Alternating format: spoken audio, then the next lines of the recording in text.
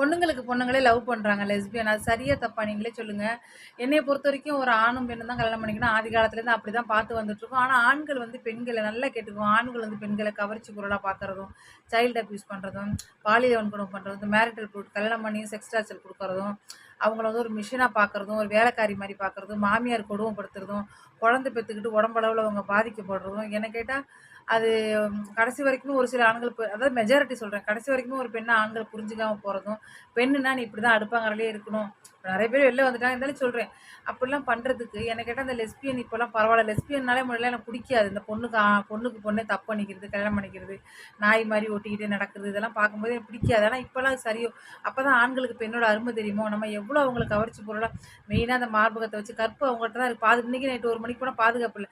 அப்ப நம்ம அவங்கள எவ்வளோ கேவலப்படுத்துறோம். இப்ப வந்து என்னன்னா, பெண்களுக்கு பெண்களே ஆனாலும் குழந்தையே வளர்ச்சி இல்ல. நாட்டு உற்பத்தியே ஆகாது. நாடே அழிஞ்சு போகும். நீங்க என்ன சொல்றீங்க?